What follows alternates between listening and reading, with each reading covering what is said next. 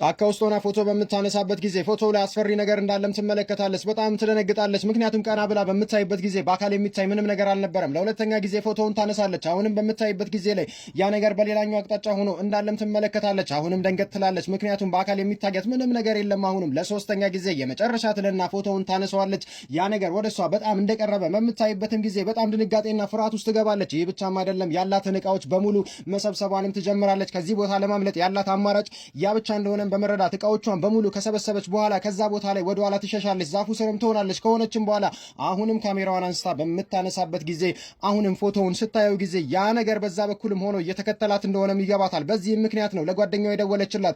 ለጓደኛዋም የተፈጠረውን ነገር በምትነግራት ጊዜ አሃ እንደዛማ ከሆነ እኮ ልትያዢ ነው፣ በቃ ማምለጥ አለብሽ የሚለውን ሀሳብም እንዲሁም ልትያዝ እንደምትችል ትነግራታለች። እሷም ታመልጣለች። ወደ ቤቷ መታ ልትገባ በምትጥርበት ጊዜ ግን በሩ ሲከፈት ድምፅም ትሰማለች። ዞር በምትልበት ጊዜ ምንም ሰው የለም። የአስፈሪ ፍጡር እንደመጣም ይገባታል።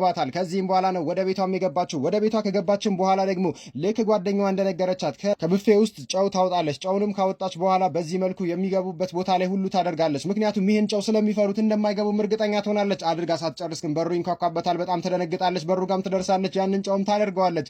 ተመስገን አሁን ሁሉንም ጨረስኩኝ ብላ አመስግና ሳትጨርስ ግን ሌላ ድምፅን ትሰማለች። በመሬቱንም ዝቅ ብላ በምታይበት ጊዜ ያ ኮቴ እንዳለም ትመለከታለች። ጨውን ከማድረጓ በፊት ያ ነገር ወደ ውስጥ መግባት እንዳለበትም ወይም ገብቶ እንደሆነ ትጠረጥራለች። ከዚህም በኋላ ነው ፎቶን በምታነሳበት ጊዜ ከኋላ የሆነ ነገር እንዳለም ይሰማታል። ታዲያ ምን ይፈጠራል የሚለውን በቀጣይ ቪዲዮ እናየዋለን። እስከዛ ድረስ ግን ፎሎና ላይክ ማድረግ እንዳይረሳ።